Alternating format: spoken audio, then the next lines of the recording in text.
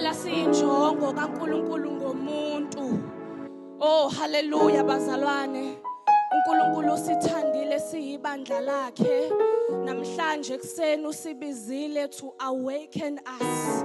Ukusivusa hallelujah bazalwane. Ubonile ukuthi kukhona ubuthongo obusondelayo kumakoti wakhe hallelujah bazalwane. Wangasiyekelela uNkulunkulu wethu kodwa wasibiza wasihlanganisa nathi we heeded the call of God bazalwane. Alibonga igama lika Jesu enhlizweni yami uma sisaqhubeka nenkonzo kuhlale amazwi okunamukela bazalwane akwisambulo uchapter 22 noma singawuvulanga ngoba angishumayeli.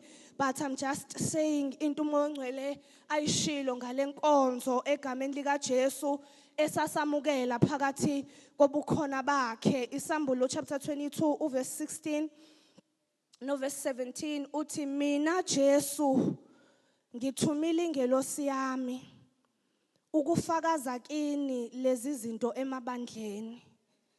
Ngiyimpande nenzalo kaDavide inkanyezi yokusa ecwebezelayo. Nansi ke bazalwane into bengizwa nje, it was like ngizwa izwi lisho lithi the spirit and the bride say come. The spirit and the bride say come. Umoya nomlobokazi bathi woza. Nozwayo makathi woza. Nowomileyo makeze. Othandayo makathabatha amanzi okuphila ngesihle. The spirit and the bride say come. We are here bazalwane for that alignment ukuthi the bride must be in agreement with the spirit. uNkulunkulu ubonile ukuthi umoya uthi woza kodwa umlobokazi akakasho ukuthi woza.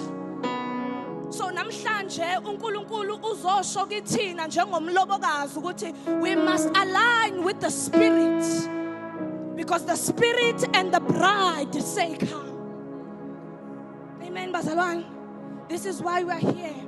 Enhlizweni yami kukhona kafushane MC that we just arise njengebandla likaNkulunkulu sivume sithi we say yes Lord to what you are going to do in this place.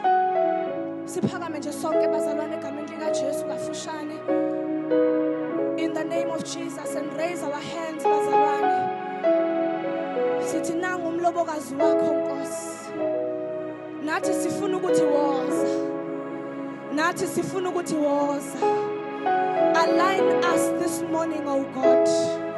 Siqondise namhlanje kuseni uNkulunkulu. Silungise inhliziyo yethu yavuma Nkosi.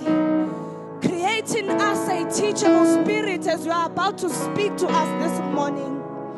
The spirit and the bride say come. Let us pray bazalwane egameni lika Jesu. Here we are uNkulunkulu wethu ongcwele. Here we are, oh God. Nangu umlobokazi wakho uNkulunkulu. Nangu umlobokazi wakho Jesu Kristu. Nangu lona wazithengela yena ngegazi lakho. Siyavumelana nomoya